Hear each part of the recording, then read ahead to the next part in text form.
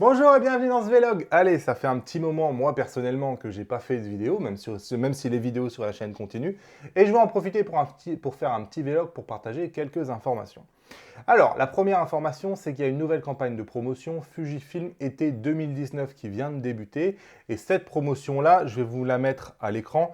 Elle va vous permettre d'acheter un X Pro 2, un X100F ou un X-T3 en promotion. C'est la première fois à ma connaissance que le X-T3 est aussi soldé. Donc, ça concerne aussi bien le X-T3 nu que le X-T3 avec le kit en 1855 ou le kit complet 1855 plus 55-200.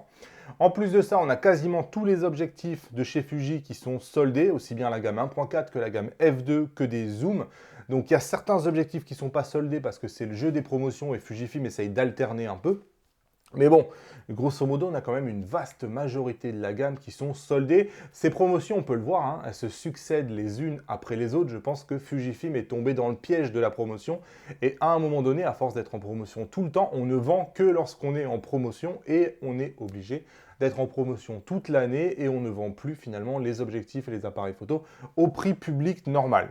Bref, ça c'est le jeu des promotions, c'est eux qui voient. Même si moi je pense que ça tue un peu aussi bien le business que le marché de l'occasion et il faut veiller à faire des bonnes affaires lorsqu'on achète le matériel neuf pour ne pas perdre énormément lorsque vous le revendez d'occasion. Ces promotions-là, la bonne manière d'en profiter, c'est d'arriver à combiner la promotion d'un revendeur avec la promotion de remboursement Fujifilm. À noter que ces promos Fujifilm, donc c'est toujours le même système, c'est-à-dire que vous allez acheter chez le revendeur. Amazon aussi hein, est compatible avec ces offres-là.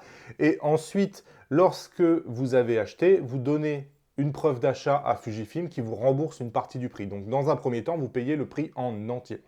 La bonne manière de faire la meilleure des affaires, c'est d'arriver à combiner une promotion d'un revendeur avec le remboursement Fujifilm. En l'occurrence, ce week-end, moi j'ai des alertes, vous savez, notamment chez Amazon, parce que c'est le plus facile pour moi.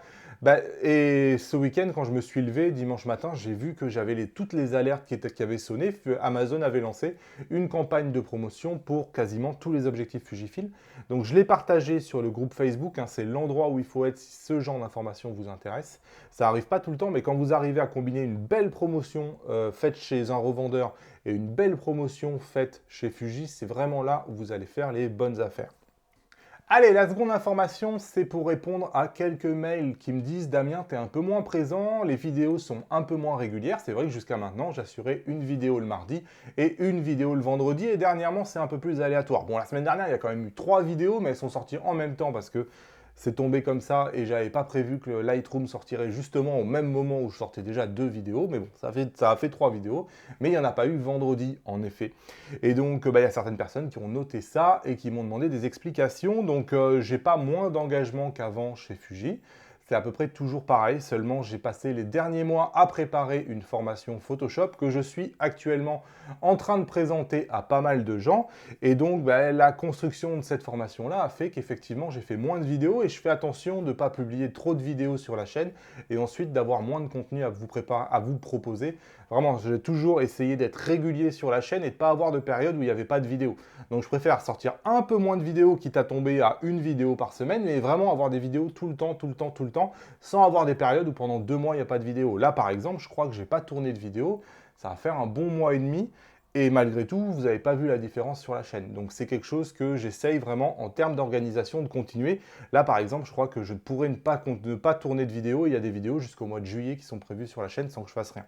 Donc là, les vidéos que je suis en train de tourner sont plutôt pour les vidéos du mois de juillet. Voilà pour tous les détails. Voilà pourquoi j'étais un peu moins présent. Ensuite, je voulais vous dire que je continue évidemment de tester des objectifs. En l'occurrence, vous allez avoir le test du Vitrox 85 mm 1.8 qui va arriver très vite. Il n'est même pas tourné lorsque je tourne cette vidéo. Et j'espère le sortir dès vendredi, ce test-là, parce qu'il m'est demandé énormément. C'est un objectif qui a fait beaucoup parler de lui. C'est le premier objectif non Fuji qui est doté d'un autofocus, enfin le premier. On va me reprendre. Évidemment, il y a les objectifs de chez Zeiss, évidemment, il y en a d'autres, mais enfin, des objectifs comme ça, il n'y en avait pas. Un 85 mm 1.8 proposé à 379 €, c'est quand même quelque chose d'inédit chez Fuji. Et donc, on va parler de cet objectif-là. J'ai pas mal de choses à vous dire. Je l'ai testé pendant 2 semaines. Donc, je pense vraiment pouvoir vous dire qu'est-ce qu'il vaut. Donc, évidemment, on comparera aussi avec le 90 mm f2. Hein, c'est clairement son concurrent dans la gamme Fuji. Mais on va aussi parler à terme. Je me suis procuré la version APD du 56 mm. Donc, je peux comparer la version APD et non APD. Donc, on pourra en parler. On fera un test aussi à venir un jour ou l'autre du téléconvertisseur x2 que j'ai enfin pu vraiment tester puisque je l'ai acquéri. Donc, j'ai vraiment un gros retour d'expérience aussi à vous partager. Et j'avais eu une expérience avec lui, avec le XT2. C'est pas du tout la même qu'avec le XT3 dont l'autofocus est bien meilleur et ça change la donne. Et voilà. Donc... il y a plein de choses qui se préparent sur la chaîne, hein, tout ça pour vous dire que ceux qui pensent que c'est fini et qu'il ne se passe plus grand-chose, non, ça va continuer, il n'y a pas de raison à s'inquiéter. D'ailleurs, la manière dont je me suis procuré ce 56 mm APD, en fait, c'est Fuji qui me l'a prêté.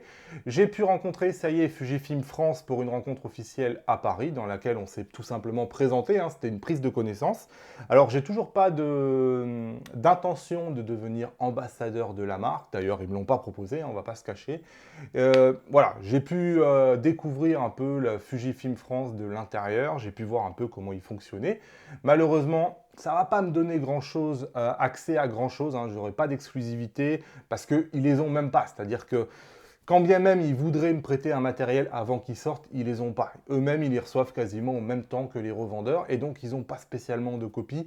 Et s'ils ont 1 ou 2 copies pour toute la France, c'est pour qu'eux puissent faire leur propre publicité avec, donc c'est clairement pas pour les prêter à des youtubeurs. Donc voilà, il n'y a pas grand chose à attendre finalement de ce partenariat avec Fuji. Ça ne me désole pas plus que ça. C'est vrai qu'on ne va pas se cacher, j'aurais aimé pouvoir faire comme avec d'autres marques, où avant même que le jour où il y a l'annonce, vous avez déjà le matériel dans les mains et je pourrais déjà le présenter à cette chaîne-là. C'est évidemment ce qui aurait pu m'intéresser. Malheureusement, ce n'est pas possible avec Fuji, car tout simplement, tout se fait au Japon et finalement les antennes locales sont juste là pour relayer l'information et pour traduire les documents et pas grand chose d'autre. Je suis désolé, je veux vexer personne, mais franchement c'est un peu le niveau de ce que personnellement j'ai compris quand j'y suis allé. Et ils font comme nous en fait, ils lisent Fuji Rumors et ils apprennent ce qui va se passer là-bas. Donc tout ça pour dire qu'on ne peut pas leur en vouloir, hein. C'est Fuji Japon qui veut fonctionner comme ça et qui fait en sorte que voilà... Mecs, ils ont rien, quoi. C'est un peu délirant, mais les mecs, ils ont rien. Et la France, il faut bien se rendre compte que c'est un tout petit pays à l'échelle du monde. Allez, le dernier thème que j'ai envie d'aborder, c'est le fait que je suis 100% libre et que je ne suis pas un ambassadeur caché, comme pourraient le laisser penser certaines thèses conspirationnistes que je peux voir à droite ou à gauche. Et cette liberté fait que si demain, j'ai envie de parler un peu plus de matériel Sony, je peux le faire. Et c'est justement dans mes intentions. Alors pourquoi il n'y a rien qu'à changer en fait. C'est-à-dire que depuis 2 ans et demi, j'utilise du matériel Fujifilm. Tous les gens qui ont pu me croiser depuis 2 ans et demi peuvent attester que toutes mes photos sont faites avec Fujifilm. J'utilise des autres boîtiers uniquement lorsque je suis en train de faire des comparatifs pour la chaîne, mais c'est en général sur des périodes de temps un peu plus courtes. Et je trouve que quelque part, ce fait d'utiliser le matériel Fujifilm depuis maintenant 2 ans et demi, on devient de plus en plus tolérant avec la marque. Et quelque part, on rétrécit son monde en ayant toujours la même philosophie et en sachant pas ce qu'il y a ailleurs plus que lorsqu'on les teste pendant 1 semaine ou 2. Et j'ai envie de changer ça. Tout simplement pour, m'ouvrir à un autre monde. Donc j'ai envie de m'ouvrir en l'occurrence une autre marque que Fuji parce que je trouve que quelque part ça m'apporterait plus de crédibilité en plus de m'apporter une autre source de trafic. Le fait de parler d'une autre marque, quelque part, c'est la marque de fabrique qu'on est libre et qu'on est indépendant. C'est vrai que ça peut être suspect de voir quelqu'un qui parle toujours de la même marque et on pourrait à terme dire « oui, non, mais c'est sûr et certain, c'est un ambassadeur » et quelque part, une bonne manière de montrer que je ne suis pas un ambassadeur, c'est de parler de plusieurs marques. Donc je ne vais évidemment pas le faire sur cette chaîne qu'ils appellent les guides Fujifilm, mais je risque de le faire probablement sur une autre chaîne. Alors vous savez, je vous ai parlé de projets d'il y a 2 ans qui n'ont jamais eu lieu, donc encore une fois, c'est pas plus sérieux que ça. Mais juste pour dire que si vous me croisez sur certains stages, et c'est possible qu'on se croise pour certains d'entre vous, notamment à Valensole au mois de juin, Vous me verrez probablement équipé de matériel Sony, non pas que j'ai abandonné Fuji, mais uniquement parce que j'ai envie de monter en compétence sur d'autres appareils photo. Et pour ce faire, j'ai envie de le faire dans un cadre qui n'est pas forcément le cadre d'un comparatif, qui est hyper exigeant à monter un comparatif. Il faut se balader avec 2 trépieds, il faut se balader avec les objectifs en double, il faut avoir les mêmes paramètres. Enfin, c'est vraiment une galère à monter. Ici, je n'ai pas envie de faire un comparatif. J'ai simplement envie de monter en compétence sur un autre système, de façon à avoir un regard aussi externe de chez Fuji. Il faut toujours garder un esprit critique. Et quelque part, je pense qu'en adoptant un nouveau système, je vais garder justement un esprit critique sur Fuji que je n'abandonne absolument pas. Mon intention, c'est simplement de probablement pouvoir proposer des masterclass sur les appareils photo Sony. Le fait est que lorsqu'on regarde aujourd'hui les ventes, je vous ai parlé du marché des ventes, aujourd'hui, la marque qui a le vent en poupe, c'est probablement Sony. Et j'ai vraiment envie d'avoir des produits à proposer aussi sur cette marque-là. Et pour ce faire, j'ai besoin de monter en compétence sur ces produits-là. Et j'ai besoin de temporairement délaisser un peu mes Fuji. Si je pars sur du full frame, c'est vraiment pour avoir des images qui ne sont permis que par le full frame. Et donc, c'est pour avoir des objectifs qui vont être de grande qualité et pour avoir vraiment un gap, c'est-à-dire un meilleur niveau que ce qu'un capteur APS-C ne peut pas faire. C'est le cas notamment parce que j'adore l'astrophotographie, la photo de nuit. Et c'est vrai qu'en astrophotographie, on a tendance à monter dans les ISO. Et clairement, la différence de qualité vient vraiment se faire sentir entre un capteur APS-C et un capteur full frame. C'est probablement le cas le plus marqué où le capteur full frame est vraiment intéressant. Donc, de même, j'ai envie d'avoir une expérience un peu plus longue sur un capteur haute résolution. Donc je vais probablement partir sur un capteur, je crois qu'il fait 43 ou 45 millions de pixels. Donc là aussi, ça va me permettre personnellement pour ma propre pratique de la photo, quelque part de me faire une expérience un peu plus longue sur qu'est-ce que ça veut dire d'utiliser un capteur haute résolution. Jusqu'à maintenant, je l'ai utilisé, mais à chaque fois, partiellement. Là, j'ai envie de dire, voilà, à partir, là, il y a la saison des Voies lactées et la saison des stages, et plein de stages qui sont prévus jusqu'au mois d'octobre. J'ai envie de dire, voilà, à partir de maintenant, je fais tout en Sony jusqu'au mois d'octobre et on verra bien qu'est-ce que ça m'a apporté, qu'est-ce que cette expérience m'a apporté. J'attendais de choisir, c'est pour ça que j'ai fait la formation Photoshop jusqu'à maintenant, j'attendais vraiment de voir qu'est-ce que Nikon propose, qu'est-ce que Canon propose, qu'est-ce que Panasonic propose, qu'est-ce que Sony propose, et est-ce que Fuji vraiment ne propose pas de full frame. Bon, j'en étais sûr et certain, mais on en a eu 1000 fois la confirmation. Et donc là, on est dans un moment où Fuji, quelque part, il est entre deux eaux, c'est-à-dire que ça y est, le X-T3 et le X-T30 sont lancés. A priori, c'est les appareils photo qui représentent 80% des ventes de chez Fuji. Donc là, maintenant, pendant à peu près un an, on va rester sur cette génération-là chez Fuji et on va attendre la nouvelle génération qui va probablement débarquer vers mars 2020. Donc du coup, dans ce laps de temps-là, je peux en profiter pour commencer à regarder un peu ce qui se passe ailleurs.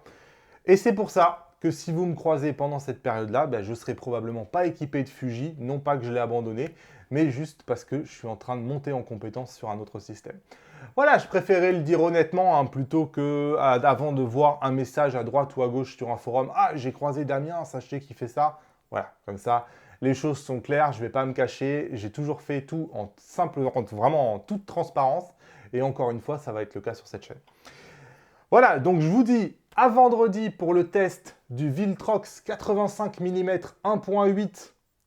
Excellent. J'espère qu'ils vont en faire plein d'autres Viltrox et qui montrent la voie, qui donnent envie peut-être à des Tamron ou à des Sigma de faire des objectifs pour chez Fuji.